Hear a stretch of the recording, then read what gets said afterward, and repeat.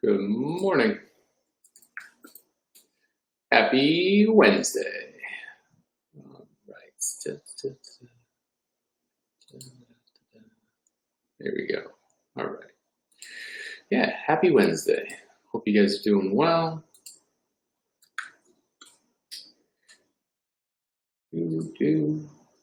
Wonderful. Okay.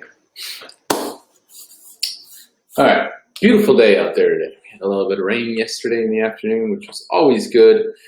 Kind of broke that heat wave that we had. Yeah, it was pretty nasty out before that. So happy Wednesday. Good morning, Kevin. So yesterday I talked a little bit about water consumption, and we kind of talked about some other stuff I was kind of filling in from the day before on diets. So today I decided that I was going to break it down even further to talk about protein. Ooh, it's a fun one.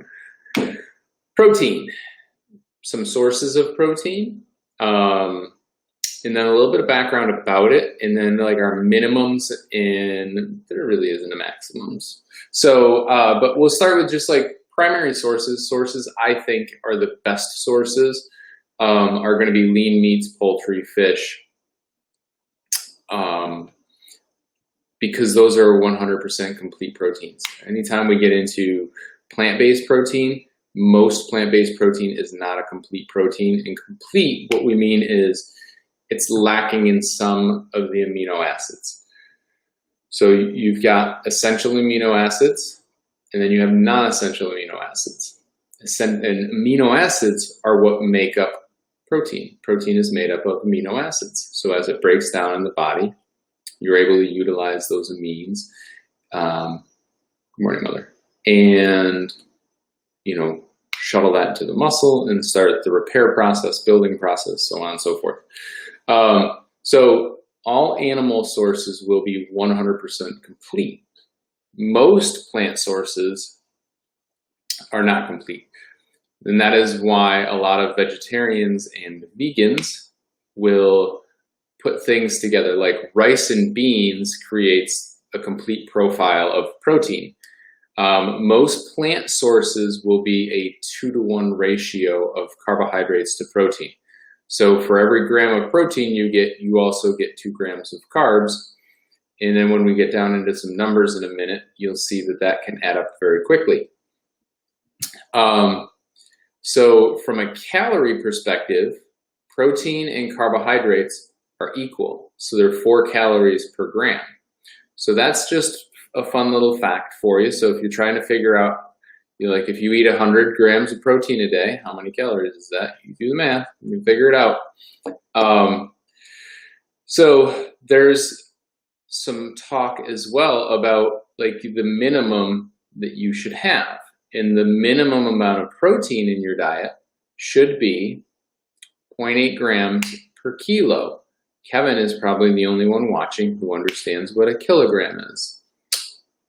Basically, you take your body weight divided by 2.204, and that will give you your body weight in kilograms. Good morning, and you adore beef. Yes, I do too, man. So in this example, I'm going to use a 150-pound person at 0.8 grams per kilogram would be 55 grams of protein, and that is to prevent a whole slew of issues. So like that's not like an acceptable range. That's the minimum that you want to take in to prevent diseases from happening. Follow for follow. All right. I'm on Restream right now there, Twitcher. So once I get over to Twitch, I'll check you out. Assad Juan. So some things that you can prevent. I know, right? I use metrics all the time, Kevin. So 55 grams, and that's to prevent. To prevent what, you're probably wondering as you sit on the edge of your seat? Issues with your hair, skin, and nails. So like your hair falling out, brittle nails. A decrease in bone density. So if you're a woman, this particularly can be of concern because menstrual cycle can also lead to decreases in bone density. So you want to make sure that you're getting enough protein, getting enough calcium, getting enough micronutrients. Increased fatty liver, increased edema, increased muscle wasting. So that is now you're starting to see more data come out saying that as people get older into their 40s, 50s, and so on, they should actually increase their protein content, not decrease it, because you want to prevent muscle wasting. You want to slow down the loss of muscle mass. Hello, Becky. As much as humanly possible. So eating a higher protein diet as you age is not a bad thing. Now you're all like, oh my God, but protein and meat and stuff like that is, I have to eat chicken because beef is bad because it has cholesterol. There's more cholesterol in chicken than there is in beef. So enjoy a good steak. So if that's what's needed to prevent those diseases, but not for muscle building or anything, where should you be?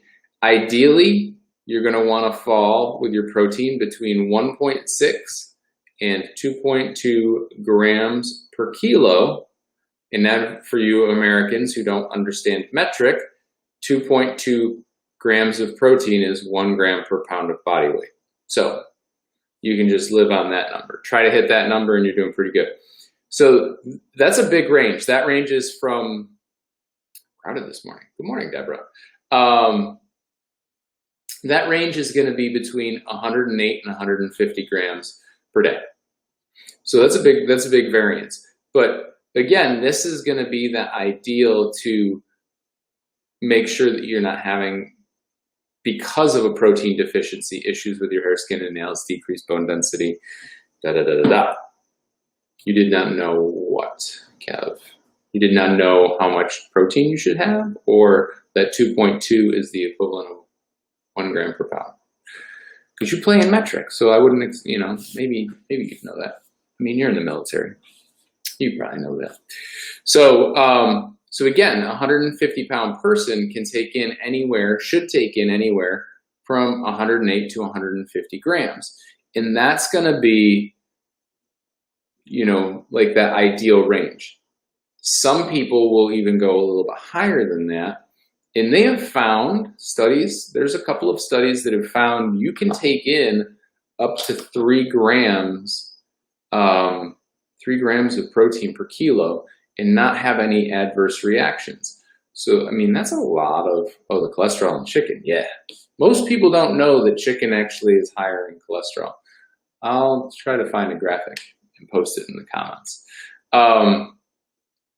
But yeah, I mean, you can go up to 3 grams per pound without any negative side effects. So again, when it comes to protein, a lot of people, so how do you get, 100 and let's call it 110 grams of protein? If we take 110 and we have 3 meals a day, that's 36 grams. We'll call it 37 grams per meal. So if there, and then with the meat side of the equation, so there's 37 grams per meal. So with the meat side of the equation, because meat makes for easier math, we now you are about to know, there's 7 grams per ounce. Okay, so 7 grams of protein per 1 ounce of meat. So if we take 37 divided by 7, it's 5 ounces of meat. Darn chickens. Yes, Becky, I'm with you on that. So that's 5 ounces of meat, breakfast, lunch, and dinner. That's if you don't have any snacks. If you have snacks, if you have a yogurt in the day, you can get 12 to 20 grams, depending on how much and which yogurt. So, that's not a lot to be able to get to that 110 range. So, and again, like, you just take your body weight, convert it to kilos, so your body weight divided by 2.204.